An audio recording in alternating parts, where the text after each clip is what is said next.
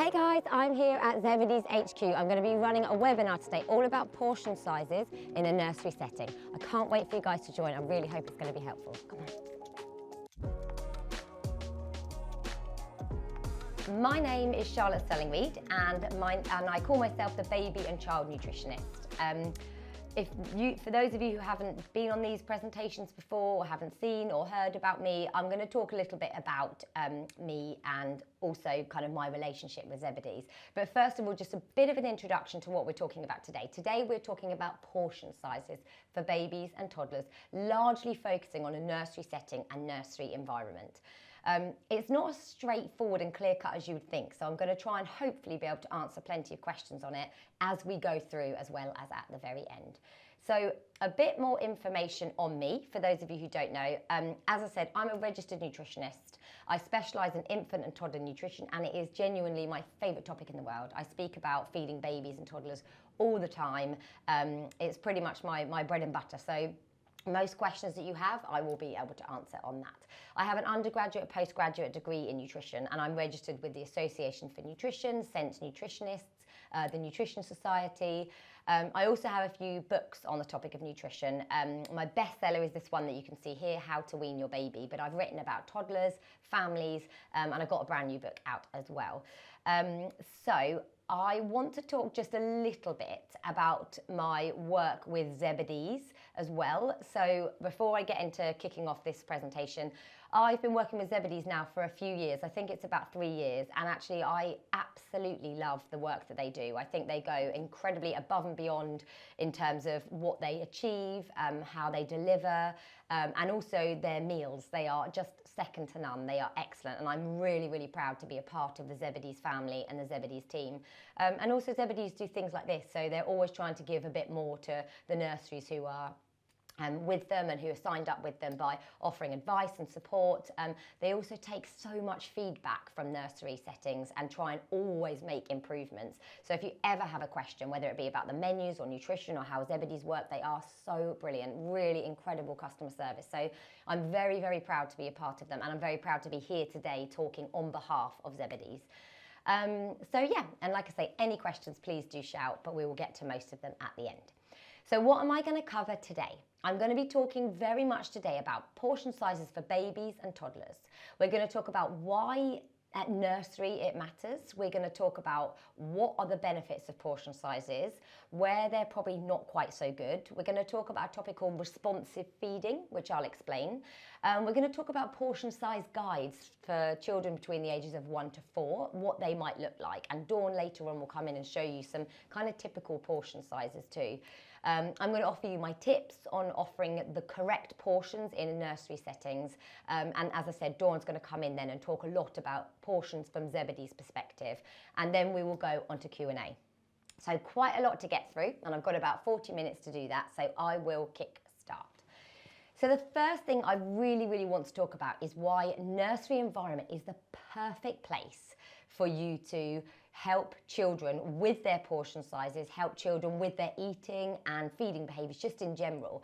Now, I've done lots of these presentations for Zebedee's now, and they've always been really popular. And one thing I've always talked about is how nursery could be such a pivotal place for children when it comes to teaching them about healthy eating and when it helps them with learning about food. The reason for this is because, well, first of all, over 1.7 million children are regularly eating their meals at nurseries.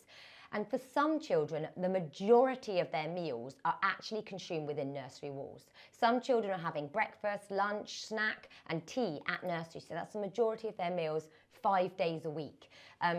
So you can see that nursery can be an incredibly important place to actually get children the right nutrition, ensure they're growing and developing well and having the food they need to grow and develop well, but also around messages about food too. So children are constantly absorbing messages from the people around them, the role models and the people who are looking after them. And so nursery can be such a great place for them to learn positive eating behaviours, have a positive relationship with food, and even do things like knock fussy eating on the head.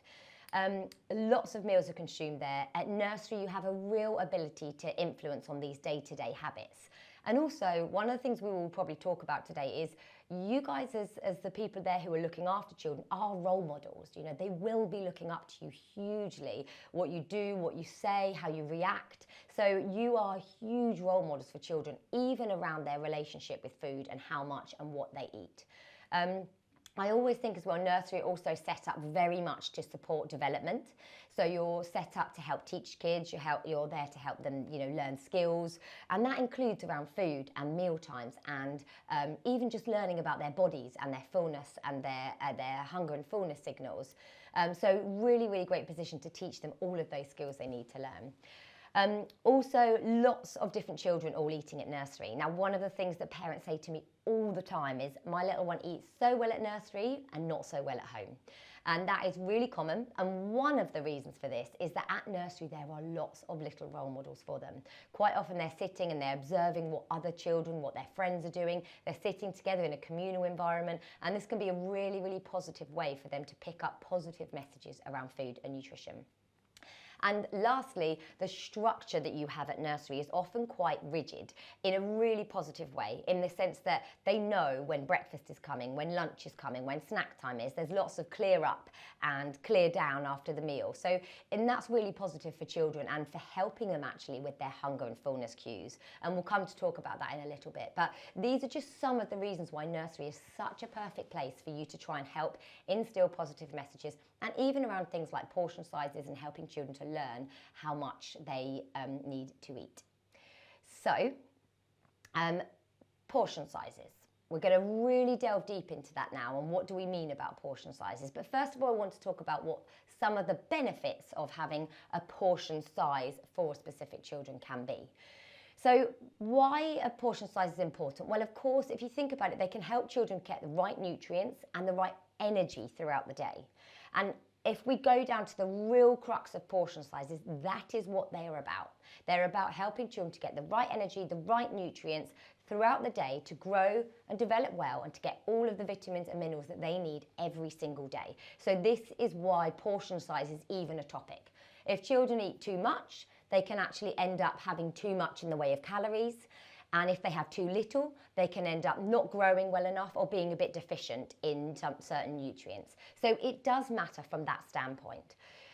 Also, it can encourage things like balanced meals. It can encourage you to have a certain portion on your plate so that your whole portion isn't a big bowl of pasta. You've got other things there. So if we're talking about portion sizes, we're also talking about proportions. So the proportions of which food groups should be making up a plate, for example. And again, that can be really important for helping support healthy eating, helping support variety, and also things like encouraging children to have their 5 a day. So if your children are looking at how many portions of fruits and vegetables they're having, that can really help them to think more about getting more veggies and more fruits into their diet too.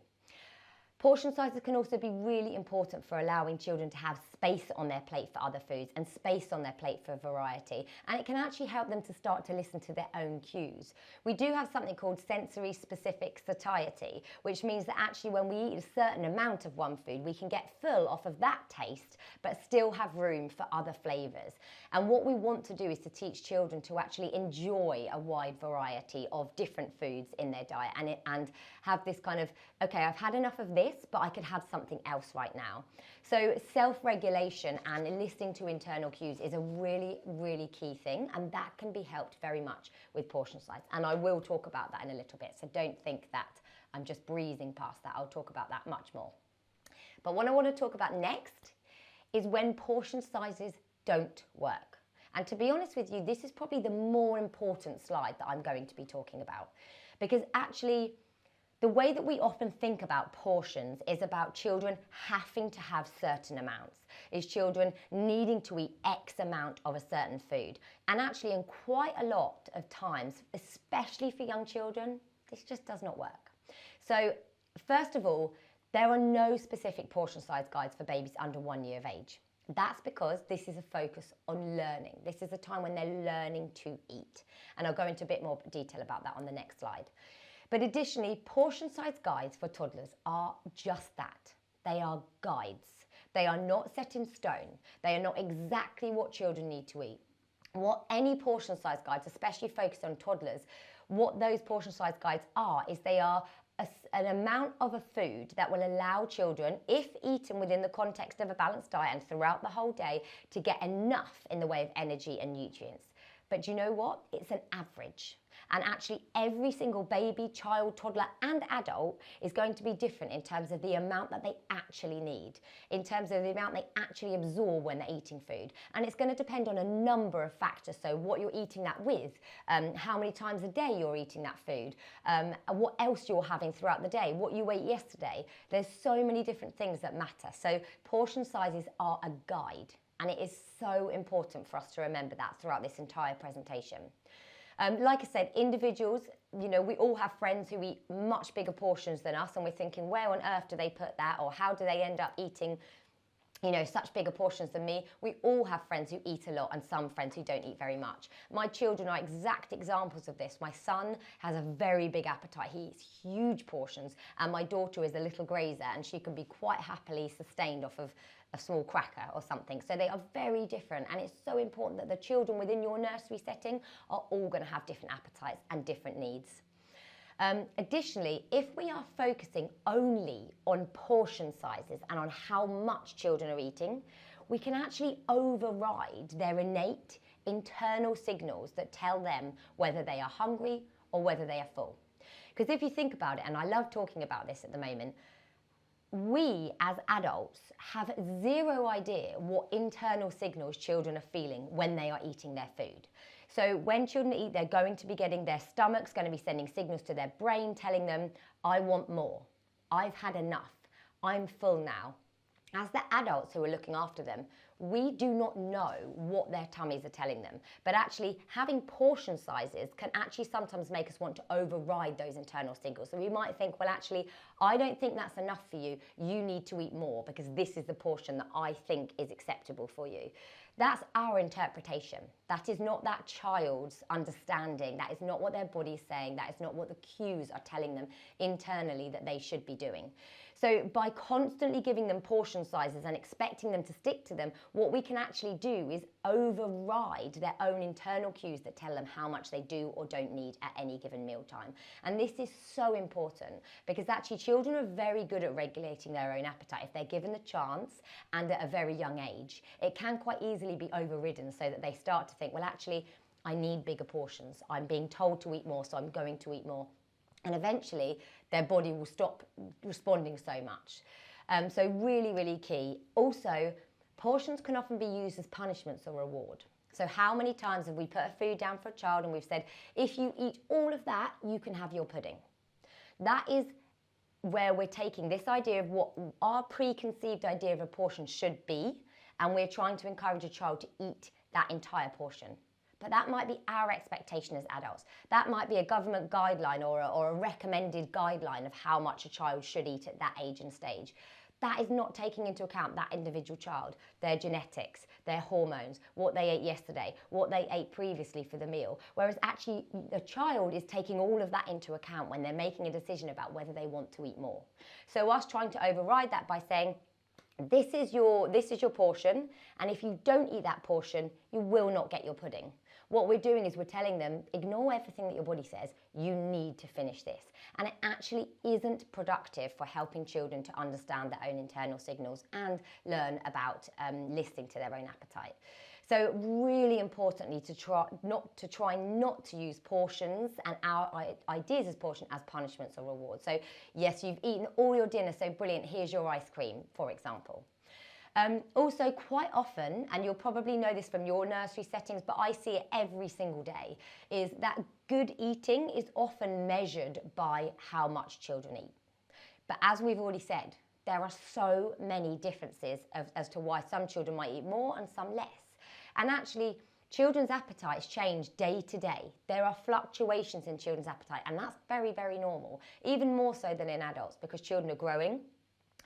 Sometimes they might not have a growth spurt. Sometimes they might have illness or sore teeth or tummy ache, or sometimes they might have eaten a huge amount yesterday and their body's making up for it, or perhaps they're filling up and having a lot of milk.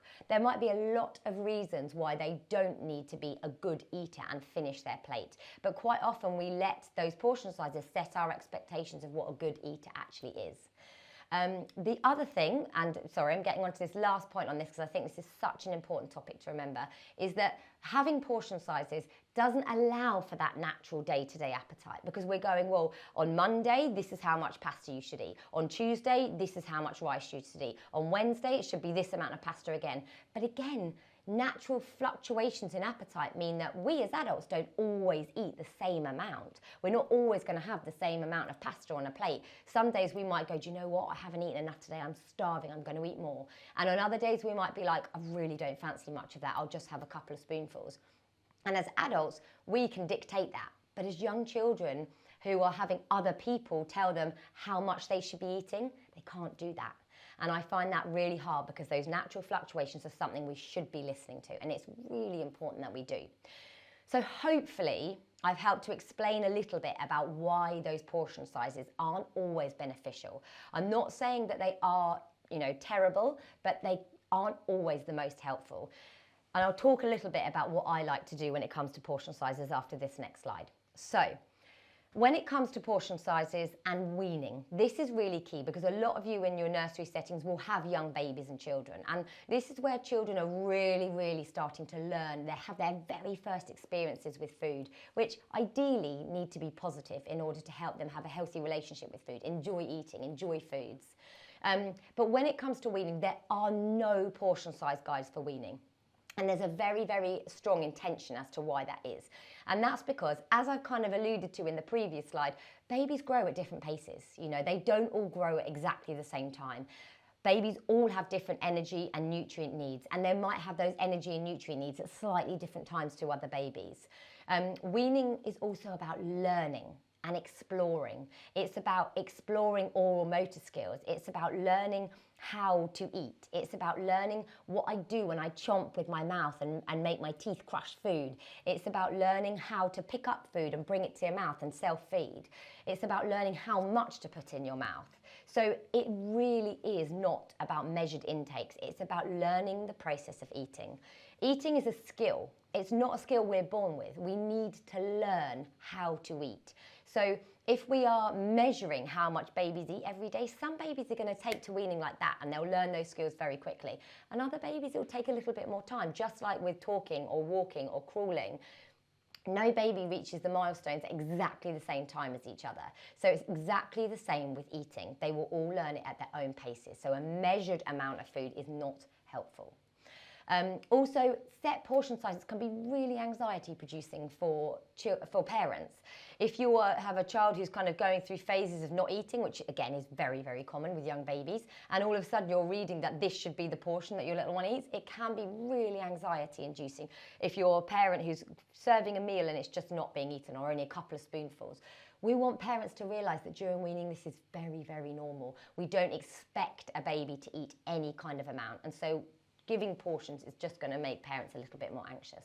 And again, coming back to what I said in the last slide about that expectations, the setting portion sizes for babies sets expectations of how much they should be eating when we know that is not constant. Especially with babies who are not always sleeping very well, who have got teething problems, who've got stomach bugs that they're picking up left, right and centre, who've got headaches, who've got all of these different things. They can't communicate and say, do you know what, I'm not really feeling this today, my tummy hurts a little bit. All they can do is say, no, I don't want this, and scream and push food away. That's their communication. So sometimes portions are going to set expectations of what children should eat when actually we know that isn't necessarily accurate. Also, babies all drink different amounts of milk, and milk is a food and it will fill babies up. It will absolutely boost their appetite. So that as well, really, really key reason. Also, energy needs is based on multiple factors. So how quickly they're growing, the energy they expend, how active they are, whether they've had illness, what their stomach size is, their genetics, their current milk intake. So there's so many factors when it comes to babies that are going to influence how much they need in portions. So that is why we don't try and set guides around weaning. So what do we actually do about portions? Because I've talked a lot about why it's not a good idea really to have portions, but what should we do? And certainly for you guys at a nursery setting. So here are some of my kind of really specific tips on what we can do when it comes to portions. I'm going to talk in a little bit about something called responsive feeding, which is really key to helping you to understand children's fullness. But first of all, I'm going to talk about what we can do when it comes to portions in the nursery setting. So first of all, we can offer specific servings. And I love to talk about, instead of saying this is a portion, we're talking about this is a serving. A serving suggests that it's how much we're guessing, but actually there can be more servings. They can eat less of a serving. It's not a set in stone amount that children have to eat. So it's a serving as a guide rather than something that must be eaten. Also, another thing that I would massively recommend, especially at a nursery setting, go in smaller with your portions to begin with. There's nothing worse for a child who doesn't want food or is a bit anxious around food, has neophobia, is a fussy eater, than having a huge amount on their plate, because it's going to automatically trigger them to be very overwhelmed and think, I can't eat this. And quite often that translates to them feeling stressed, and stress is an appetite reduction.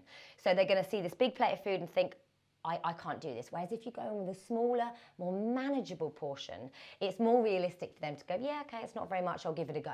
Okay, so that can be really key. You can then offer seconds if that works in your setting as well. So go in smaller and allow for seconds if you have them, if they're available, and if the little one would like them. Also have a routine around meals and snacks. Now this is so important. It's one of the best things about nursery and feeding kids is you generally tend to have a really good routine. And what a routine does is it helps children to understand when to expect meals coming. So they know that at this time of day, roughly, their body clock will work out. At this time of day, roughly, is when I'm going to eat. That can help their hunger to start going up. And actually, each day, if that routine is the same, they start to be able to predict when that food's going to come. So their body will actually react to, okay, now we're hungry. If we can do things that help them with setting up, so for example, right, it's lunchtime in 5 minutes, so we're going to clear away now. Again, that can help them predict when meals are coming. And if they predict that, it can be a trigger for helping to increase their appetite. The same as finishing, okay? So when we finished a meal, a really nice routine around clearing up, getting the kids involved, it can all make a really good difference to helping them to learn their own hunger and fullness cues.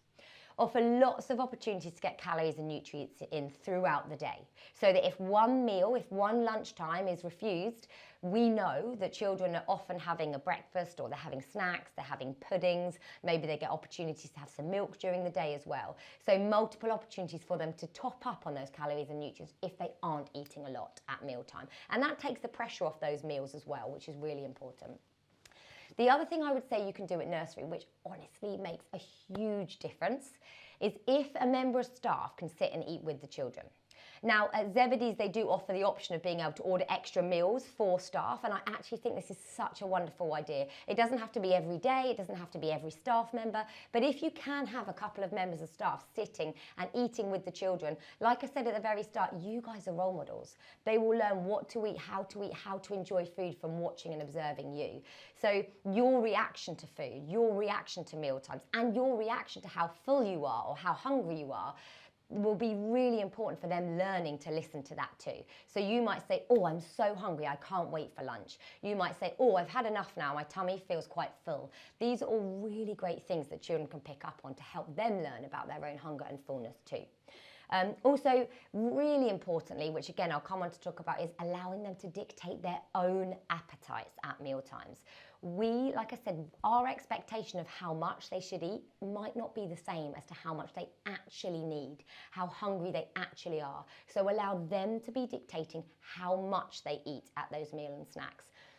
And I know that might not go well initially, but over time, allowing that to happen will be really, really beneficial. Also, so important, this is one of the most important things, avoid punishments and rewards for eating. If we are punishing children for not eating enough, we're essentially saying to them, we don't think you've eaten enough to match our expectations, so we're going to take away food for you. And especially if, like at Zebedee's, the puddings that are on offer are often really healthy, nutrient-rich, nutrient-dense options. If that is the case, and we're saying, right, we're going to take that pudding away, you can't have it if you don't eat enough, we're then being the dictators of what their appetite is, and that isn't fair. Additionally, rewards saying, if you finish that, we will give you your pudding. All that does is raise the hierarchy of how important pudding is to children. So if we constantly say to them, if you finish your dinner, you can have ice cream. And this goes for parents at home too. All we're doing is saying, that ice cream is really good. That's the pinnacle. That's what we want to get to. And this stuff here, or this is not so nice, but I have to kind of bribe you to eat it by giving you the stuff that's really good. So what you're doing is you're actually distancing the hierarchy between what children think about food, which is already going to be there already, because let's think about Christmas and birthday parties and Easter. All those fun occasions, the chocolates, the ice cream, the crisps, they're always all put on a pedestal. But if we're doing it every single day with every single meal and every single pudding, you're going to have children who do not want this food and who all they want is this. So stop with the rewards and punishment around food. Absolutely critical. And then lastly, practice responsive feeding. So what is responsive feeding? I love this topic because it is so important, and it's something that we really need to be trying to get across to more parents, more families, more people who are looking after children, like in your settings. So responsive feeding, I like to call it a kind of bi-directional communication. So if you go back 10, 20 years, mealtimes are very much about, right, the adult says this is how much you have to eat and you have to eat that amount. So think about the scraping your plate and just finish this section and here's one more spoonful. We now know that that is not actually very helpful. None of it. It's not helpful for helping children to understand and be able to communicate what they want. So what we now try and talk about mealtimes, and there's a lot of research to back up this being important, is having a bi-directional communication. This means that you can lay the foundations, you can set up the routine, you can offer the food, but you then allow the child to be able to respond as to how much they want of that food. You allow the child to be able to say, I've had enough, I would like more. Ask questions about the food, ask questions about the meal. It's a communication between the two. It's not simply, I'm the authority here, this is what's on offer, you're going to eat it. It's, I'm the authority here, this is what's on offer, how do you feel about that? And a bit of a communication, allowing them to say whether they want more or less. The responsive feeding is all about allowing them to recognize their own hunger and fullness signals and respond to those hunger and fullness signals. So if we as the kind of care providers, every single time a child tries to say, I don't want any more, we say, you need to eat at least half of that. We are not allowing them and we are not responding to their own hunger and fullness cues. We're overriding them. So it's about responding to them. It's about allowing them to listen to it. It's about encouraging autonomy, because actually, like I said, children are very good at predicting their own appetites and knowing how much they want day to day. We want them to have that autonomy around mealtimes, to be able to go, actually, how do I feel? Do I feel full? Do I feel like I want more? Do I have space for anything else? We want them to really have that. It's so important. Also, responsive feeding means that the mealtimes aren't pressured. It takes pressure away from those mealtimes, because we're not sitting there going, we think you need to eat more. We're sitting there going, actually, you get to decide too. Taking the pressure off mealtimes actually is really important for bringing down that kind of anxiety around meals. And we know from research that the more pressure there is to eat, the less inclined children often are to actually eat the food. So stepping away and taking that pressure off can be really, really beneficial too. Also, if we are responding the same way each time to children, so every time they say, I've had enough, I don't want any more, if we say, that's okay, that's fine, it's kind of up to you, and we do that every single time, it becomes predictable for children. Whereas if sometimes we say, no, you need to eat more, sometimes we say, just one more spoonful, sometimes we say, well, you won't have your pudding then, it's unpredictable and they're never really going to learn, well, what should I do? Should I eat more? Should I have one more spoonful? Or should I listen to my own appetite? So having a predictable response from everybody at a childcare setting can really help children to adapt to this and to learn how to listen to their own appetite and understand. So initially they might leave the whole of it. But next time when they realise, well, actually pudding will come regardless. It's a healthy, nutritious pudding. It's going to come regardless. They might actually end up eating more because they'll feel less pressure to eat to get this. They might find that mealtime less stressful. So a predictable response from everyone in the childcare setting can really, really help. I love to use the phrase, I use it at home and I recommend it to parents, that's okay, you don't have to eat it. And honestly, not straight away at meal times, but over time, using that phrase can really help children, their relationship with food and them understanding, again, how much they actually need to eat. So always try and let them decide how much to eat and teach them to listen to their body. like I say, we can do that via role modeling as well. You know, are we full? Are we hungry? Do we need more? And this can all help to encourage a positive relationship with food. So this idea of responsive feeding is essentially we set the boundary, we set the routine, we offer the food, but we allow them to dictate how much they're going to eat, and we respond to them in a predictable way each time. So when they say, I've had enough, I don't want any more, they know what they're going to get. They know what that response is going to be. And hopefully it's, okay, that's fine, you don't have to eat anymore. So it's a bit of a tick sheet here on how you can feed responsively. Like I say, you set up the mealtime and the structure. It's ideal if it can be like a predictable time, so an appropriate time when a child is likely to be hungry, and appropriate food for their age and stage, offering a balanced meal. We try and make sure that those meal times, like I say, are pressure-free, offer engagement. You know, they can talk about it. Oh, I don't want this, I had it yesterday. Oh, well, you know, did you enjoy it when you ate it yesterday? You can open up dialogue about food and about meal times. It doesn't have to be one way where we're the authority and you do what we say. Looks and listen out for signs the toddler want more or less at meal times, and I'll talk about the hunger and fullness signs in a minute. And also if they want more, if it's accessible, offering more if possible, or stopping the mealtime when the child says they have had enough. This is so important. Get to know different children's eating patterns if you can as well, because like I said, my son and daughter are completely different. They are opposite ends of the spectrum when it comes to how much they want to eat. So trying to respond in a predictable way to children each time can really help, and helps the toddler to learn their own response. And yeah, like I said, modelling kind of positive eating messages yourself at nursery. So I'm going to talk about the hunger and fullness signs, but just before I do that, I want to just talk a little bit about appetites, because as I've already mentioned, appetites are up and down. They are affected and impacted by so much. So within one lunchtime, one meal occasion, there could be 1,000 things. This is just a really small selection. There could be 1,000 things influencing what that child wants, how much that child wants. So it might be, like I said, they had something similar yesterday. Maybe they ate loads at breakfast and they're just not hungry. Maybe they were sick yesterday and and you know, when you're unwell, if you've been sick, sometimes that can put you off your food for a day or two. So if we're there as the adults saying, no, we think you need to eat, but they're saying, oh, I really don't fancy eating, it's not positive for their relationship with food going forward and them listening to themselves. So the last thing that's really important before I move on to talk about portion sizes and what some of those serving size suggestions might be, I just want to touch on this, which is hunger and fullness cues. Because this can be quite hard, and also all children are going to react very differently to foods, and these are some of the key things we might want to look out for to show that children are either hungry or that they have had enough and they want to stop. So more food is often a little bit easier. It might be in babies, they might have their mouth open, they might be leaning forward and reaching for more food. They might cry when you take the food away from them. They might cry at the start of the meal as well to suggest they're really hungry. They might seem to be having a really nice time eating the food. They might be pointing to the food. They might seem really hangry after the mealtime. Those are some of the things that you can look out for.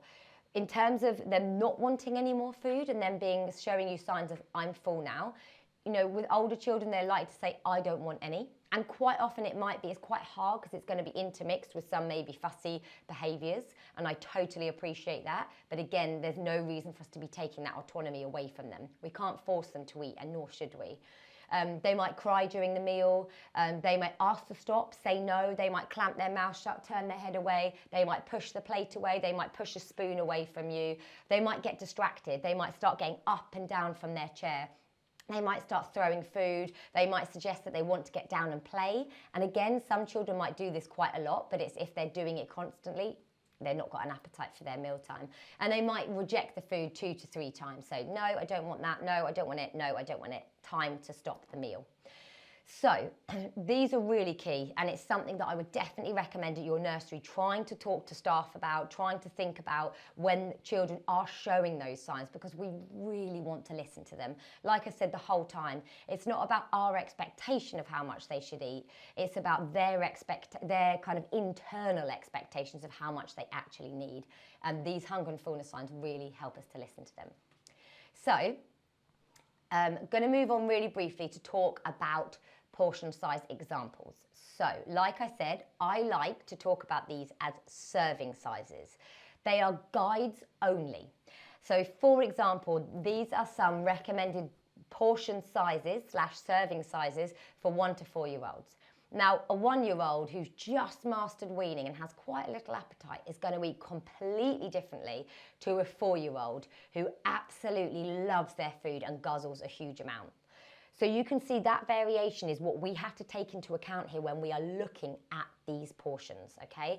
They are average guides for a child who doesn't eat very much, who's 1 year of age, and a child who is 4 years of age and eats a huge amount. They are averages, they are in the middle. Some children will eat a lot more. Some children might even eat less. I remember when I was weaning my son, I was always so shocked by how big his portion sizes were. And if I had looked at these guides and just gone by those, he'd have been eating a lot less than he actually needed. And on some of these, my daughter was actually eating less than them. And I was thinking, she can't be getting enough in. But actually, children are very good, like I said, at regulating their own appetite, especially if they're given multiple opportunities to eat. So you can see some of the examples here. You've got peas here. I don't know if you can see it very close, but 1/2 to 2 tablespoons. A range is always really useful. Bread, 1/2 a slice to 1 medium slice of bread is roughly a portion. Chicken breast, 1/2 a chicken breast to 1/2 a slice to 2 small slices. And grated cheese, it might be 2 to 4 tablespoons. Like I say, that's a range, but that's within a massive range as well. Some children will eat much more, some will eat much less, but this is a really useful serving guide so that you know roughly what's the proportion to put on their plate. So, and I'm not going to go into more detail than that because Dawn is going to come and talk about portion sizes at Zebedee's and how they kind of work out those portions and what the expectation is for you as well when you're serving them. So a couple of important points, a couple of take-homes from the presentation and from everything that I've talked about today. It takes time to learn a new way of feeding kids. And that's one thing I really, really want people to take away from this presentation. We are not expecting overnight for big changes to happen. You know, I grew up in the age of we feed, you know, kids eat what they're told. You know, I used to sit at the table and my mum would scrape half the plate for me and say, eat that half, you can leave that half. I remember it so clearly at meal times. And you know, the whole, just have one more spoonful and the whole, you can't have your pudding if you don't eat your food. And I totally understand where that's come from. But that's very, very, very old. Wasn't even advice back then, but it's very, very old way of doing things. And we know now from so much research, it isn't beneficial. But it is going to take time for us to learn new ways and instill new behaviours. I still make mistakes constantly when it comes to feeding my kids, and I live and breathe this topic. I talk about it every single day, and I still make mistakes constantly. I still sometimes say the wrong thing. I still sometimes say, are you not going to eat any more of that? And so, you know, we will all do that. There is no expectation that tomorrow you'll go into your setting and the kids will all be fine and they'll all eat to appetite. It takes time. And changes around feeding also takes time too. So the benefits you won't be seeing them overnight. It will take time. But honestly, if you do allow children to eat to appetite a bit more, I'm so sure that over time you will see more acceptance, you'll see them enjoying meals more, and you'll probably see them ending up eating a little bit more of those meals too. Try smaller plates and cutlery. Try and make sure that the plates that you have in front of you are you know, a small child-sized plates, child-sized cutlery, more appropriate. And like I said earlier, smaller portion sizes to begin with can be a really good game changer. Even for children who eat a lot, because it can slow down their pace of eating. But for children who are a bit fussy and don't want much, it can also help to stop the meal being quite so overwhelming. Get kids involved in the food and meal times at nursery. I think a lot of nurseries already do such a good job of this already, but setting up, clearing away, chopping things, slicing, stirring, laying table, making food at nursery, growing food at nursery. There's so many things you can do. And Zebedee's are so great at promoting a lot of that. They do lots of different things. So if you want to get in touch with them about some of the activities that they offer for children, that's also available. Also create this positive eating environment. And again, most nurseries are so great at doing this with the distractions away, somebody sitting and eating with the children, you know, eating in a community. But if we can take those pressures off and we can take that kind of reward off and that reward and punishment for eating, it will make those mealtimes much more enjoyable for young children yet again. Communicate with the parents. Now, this isn't something I've spoken about much, but this is really important too. Communicate with the parents. If you can, write it up into a policy. You could have a policy about your feeding environment, and in that feeding environment policy you could talk about responsive feeding and how you allow children to dictate how much they're going to eat. Like I say, we're in charge of offering the food. We're not in charge of how much they eat, or forcing them, or coaxing, or encouraging, or bribing them to eat, because that isn't really our job. So you might want to communicate this with parents, and it might even help them at home. Remember, it's not your job to get them to eat. It's your job to serve the food and offer it to them.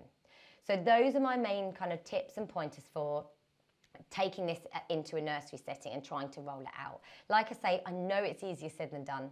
It does take time, it takes learning, it takes experience, and also it takes communication with parents as well, who might come to you and say, why is my little one not eating anything at mealtime? And you can say, well, we're kind of leaving it up to them because we're trying to get them to listen to their own appetite.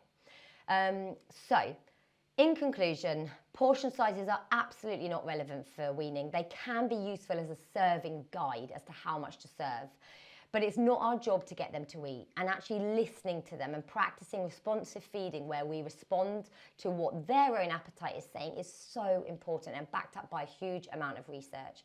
A policy guide for parents can be really great too, and letting children guide how much they take, how much they serve, and how much they actually eat at nursery. Remembering that children are individual, just like us as adults, they're not all going to have the same appetite. So a portion for one is not going to be the same as what's an appropriate portion for another.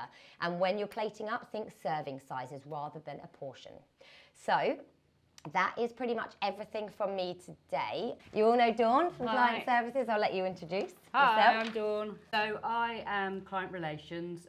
So my role is to look after the clients, come round and do regular annual reviews to make sure that everything is going well in the setting.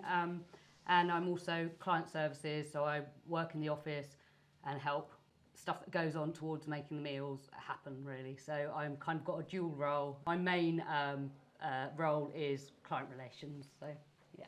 Okay, brilliant. So do you want to talk a little bit about portion sizes at Zebedee? So I've obviously talked about it from a general perspective, from a child point of view and from serving at nursery, and also all of that kind of physical listening to children and allowing them to explore. But do you want to talk from Zebedee's point of view? So depending on the individual's nursery's preferred style of meal service, the nursery staff can serve straight out of, we send the food in orange thermoport boxes, and within the orange thermoport boxes are rubber sealed tins, and the food is suitable to serve straight out from the tin onto the child's plate, or if you have a decanting method so that you like the children to serve their own food, then you can serve the food from the silver tins into dishes and put them on the table for the children to self-serve. And then our silver tins that we send are portioned by weight, which ensures that they're the right size for the nursery children. And to help nursery staff with the service, we write the precise number of portions on the corner of the tin, and that is done in a food-safe pen. And then we label also the dietary tins that come separately. They will also have the number of portions on the corner of the tin, so you know how many portions are for in that tin to serve out to the children. We get asked a lot, and I get asked a lot when I do the reviews, is how much should the nursery staff be serving up to the children. And like Charlotte said, it's all very much to do with individual appetites, but we send enough food in the tins for the government guidelines. And I would usually suggest that to start off with, you'd use a spoon that for each item, which is about the size of a serving spoon. And for example, things like pasta, we would allow for a heaped spoonful of pasta. The same with rice. And then the main sauce and protein element of the meal would be, again, you'd start off with a serving spoon size. Yogurt, once again, a serving spoon size, and things like fruit salad and fruit, the same. And we would suggest that that's the portion size you start with, but there is usually more than that in the tin, but we wouldn't suggest that you serve up, a huge portion, even though there's some left over, or if you've got children off sick and you seem to have a lot of pasta in the tin or rice, that you would serve the correct portion first, and then if there's leftovers and you've got the children with the bigger appetites, then you've got some food that they can have some seconds. So that's kind of a rough guideline of the portion sizes that we would recommend at Zebedee's. So, yeah. Excellent. Thank you very much. So what we're going to do now is we're going to answer your questions. So if you guys have any questions, if you can pop them in the Q&A box at the top, and we'll go and have a answer them. We've had some sent in as well, so we might read off some that have been sent in from us previously for some people who couldn't be on the presentation. I also wanted to add that Zebedee's do have resources around portion size. If you want to email in and ask any questions, we can do that. But I also have got a fact sheet as well that we are going to either, whether you request it, so you can email us in and ask. And on that fact sheet, it does talk a lot about responsive feeding, but it also has a table on portion size recommendations or serving size recommendations for each of the main food groups. It can be a really useful resource, like I say, as a serving guide. So if any of you would like that fact sheet, it's downloadable, but we can either get you a hard copy sent, or we can send you a downloadable link where you can download that fact sheet for yourself. I don't have it available to show you here, but we do have that. So let me know if you would like that to be sent to you. So we're just going to pop on over to the Q&As. For anybody who's here, if you have any questions, please do ask them now. And like I said, we're getting some sent in from earlier. So we've got this question. What does a well-balanced meal look like for a 1-year-old versus the 4-year-old? Well, that's a really good question. The difference between the 1-year-old and the 4-year-old is likely to be portion size. So the amount that children eat, obviously, as they get older, is likely to be more as their stomach gets bigger, as their appetite gets bigger, as they've got a larger body to provide the right amount of energy and nutrients, and also they move around a little bit more as well. If anyone's got a 4-year-old, they will absolutely know that. What a balanced meal would look like is different sizes, but a combination of foods from 4 main food groups. That's carbohydrates and whole grains. So things like bread, rice, potato, pasta, chapati, noodles, couscous, quinoa. That is fruits and vegetables. So that's things like sweet potato, sprouts, berries, apples, oranges. I can't think of any vegetables. Courgettes. So all of those. You'd also expect the third item to be a protein food. So things like it might be beans, lentils, pulses, chicken, tofu, red meat, fish, eggs, nuts and seeds. So that would be a third. And the fourth would be a dairy food or dairy alternative. So that might be something like a little bit of cheese on the top. It might be a little bit of yogurt to go alongside a curry, or it might be a bit of milk. So this is a kind of balanced diet. So for a meal for a 4-year-old or a 1-year-old, we would be expecting it to be those 4 food groups, ideally, at most meal times. Not necessarily every single one, but at most meal times. Someone there saying they'd like the fact sheet. That's great. We can make sure we get that sent to you. What should we do if a child consistently refuses food or eats very little? Well, this is the big question, and it's absolutely, totally normal for this to happen. First of all, remember, you are not in charge of how much they eat. You are in charge of setting up that nice environment. You are in charge of trying to make mealtimes nice, of providing a balanced meal that's appropriately portioned, and by setting up this kind of bi-directional communication at mealtime that allows them to say when they have had enough.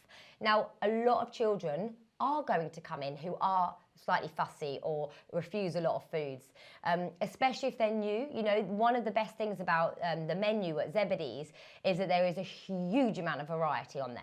And there's a reason for that, because we know that variety at a young age actually increases acceptance as children get older. The more variety you give them when they're 1 or 6 months or 2, is actually beneficial for their eating behaviours later on. And again, that has been proved time and time again in research. So that's why we give lots of variety. But for children who don't get that variety at home, when they come into a Zebedee setting, they might be quite overwhelmed with how much is there, which is absolutely normal.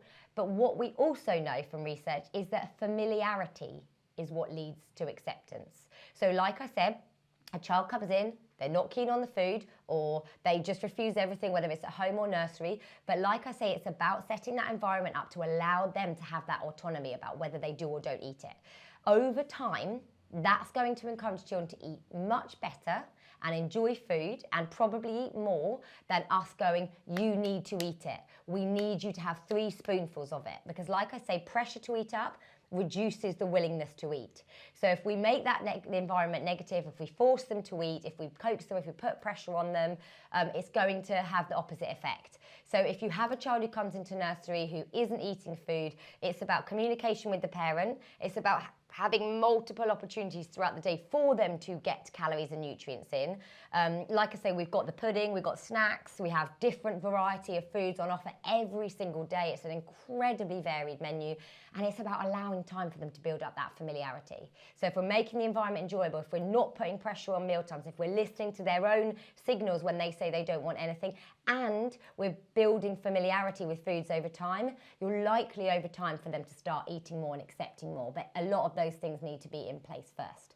But I hope that makes sense. And someone just mentioned about the fact sheet again. So let me just have a look.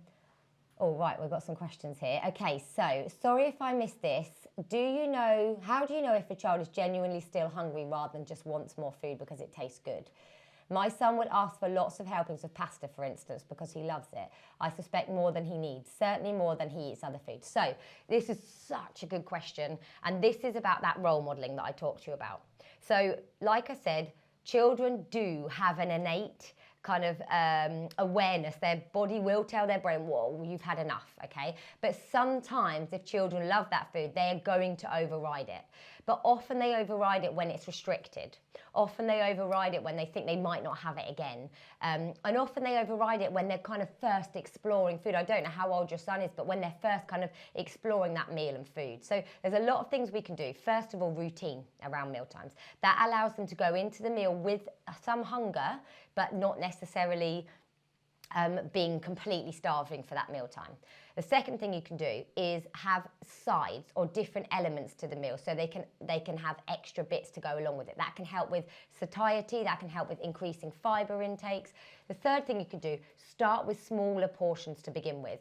There's a lot of research that clearing a plate is actually a bit of a signal to them to kind of slow down that pace of the meal. So start with a smaller portion. I used to do this with my son because at breakfast he used to go wild with his porridge and he would eat so much. So I actually started to serve a smaller amount and allow him to come back for seconds. It can slow the pace of the meal down. So anything you can do to slow that pace of the meal. But really importantly, modelling. Model that you feel hunger, that you feel fullness. So when you finish something, oh, I'm going to stop there because I feel quite full now. It might sound silly, it might sound really obvious, but actually they are still learning and they will pick up on those kind of messages from you and think, mum stopped because she's full. Maybe I'm full. So you can ask them things like, how is your tummy feeling? And also if you find that your child does go and go and go and you think, well, actually they're probably going to end up feeling a bit unwell, it is okay to say, I think we've had enough of that now. I'm not saying that every single time, yes, we want to listen to their appetite, but there does come a point where you might say, do you know what, I actually think last time you did this you didn't feel very well afterwards. I think we're going to call a cut on that. Or you might say, well, we need to save some of this meal now for daddy, or we need to save some of this meal for somebody else. So you can always say there's not quite enough to go round. You can have more, absolutely fine, but we don't have an unlimited supply. But those 4 things I would say are really, really key to trying to get them to slow the pace of the mealtime and kind of listen to your own appetite too. Show that role modelling. In a home setting, what to do if a child consistently refuses food and then demands to eat after bedtime, which delays bedtime, causes night wakings? This is really tricky, and this is something that I cover all the time in a lot of my fussy eating work. And I think we did talk about this as well. There's a webinar that I did for Zebedees, which is on the same YouTube channel. Yeah. And we talked about fussy eating and what happens around food refusal, and especially with this kind of situation and scenario. So do check that out, because for any of you who are here with questions around fussy eating, which a lot of you have, we have a whole webinar on it. Yeah. And it's really a great detailed. Webinar, yeah. Combat on fussy eating in nursery setting. It's really, really good, but it's really good for any, parents general as well. So do check that out, because honestly, I think that will really help you. But you know, what I would be saying is, again, a lot of the things I've already said: routine, make sure they're hungry for that mealtime, make sure you sit with them and eat, take the pressure off mealtime. If you're finding they do it every single night, you could offer a small snack, but make sure it's a nutrient-rich, very small, and it is offered regardless of whether or not the meal is refused. We don't want it to be an alternative. And actually, I was posting today on my Instagram about alternatives. If we're offering alternative meal times, it's actually not that beneficial for them in the long run, especially not with them listening to their kind of appetite. What's best practice responsive eating for fussy eaters? Do you keep offering food? So again, yeah, like I said to the first question, it's really about that familiarization, building familiarity with these meals, not putting pressure on, making that mealtime environment an enjoyable place for them to be.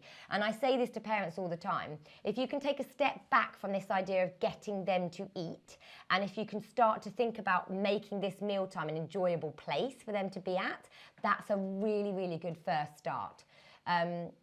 So Louise has asked whether it's okay to make portions of pasta and potatoes bigger than the protein because meat is so expensive.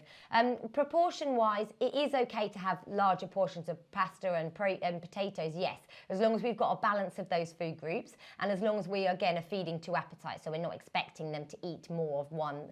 But yes, the proportion of carbohydrate is likely to be larger than the proportion of the protein that they have. Yes, that's a really, really good point.